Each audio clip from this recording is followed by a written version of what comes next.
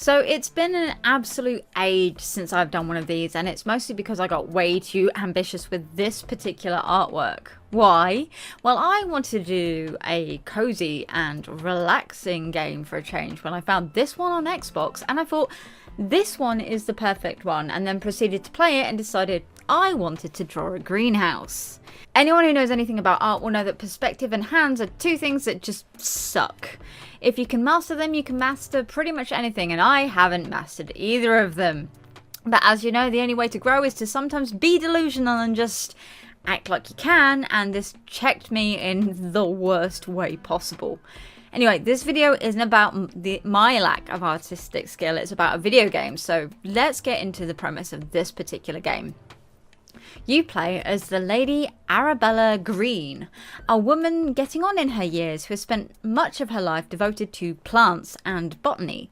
The thing is, the game is set during a period of time when women weren't taken seriously in these endeavours, and as such she has had to, and still is during the time period of the game, struggling to be taken seriously by the men in the field.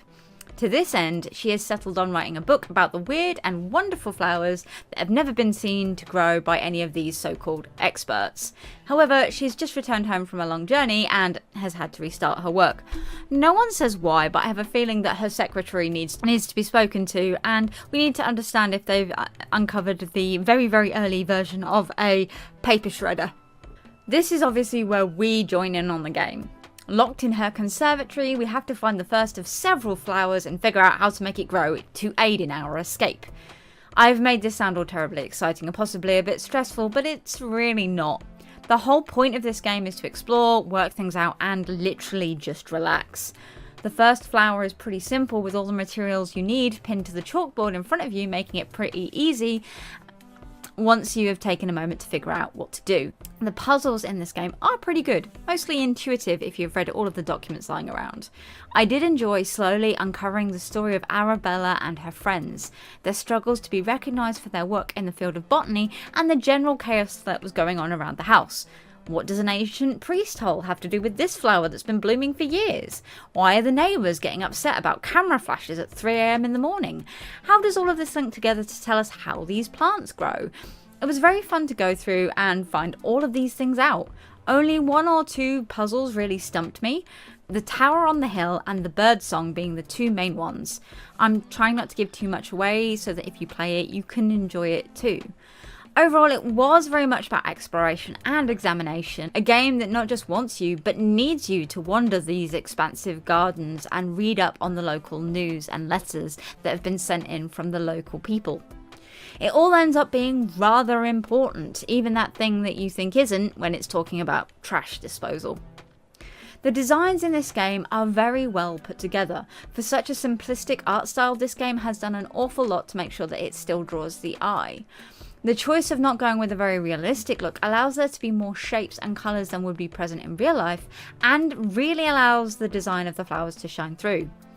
Each flower represents how it was grown in interesting ways, and it's always a pleasure to see those flowers finally come through. It is a very simple game overall. You can complete it in a single sitting if you really feel like it, and if you're one of those people who really enjoys hunting achievements / trophies, then this would be a great one for you. All of them are pretty easy to get, requiring only one playthrough if you really want to just plow through it to get everything. Some people might say this game is too woke, by being about a woman and about her struggles against the opposite gender, but it's never too overt. There are many books and notes that you can just ignore that have nothing but flavour to add to the story. Arabella is, after all, pretty well off compared to many women of the time. She's rich and she owns her own manor, which will eventually be used to forward her goals. The only real issue she has ever had to face is being looked down on by those who think they know more in their field of operations because of her gender. After all, that's what a lot of us, men and women, both face nowadays, so it's just something that we can all relate to on different levels. The characters themselves even joke about it in letters and seem to be taking it on the chin. I think this is the only part of the game that anyone might get really offended at, and I think the developers made the right choice in making it an added extra and not integral to the game itself. Overall, this is a very fun and relaxing game if you want to try something a bit different that will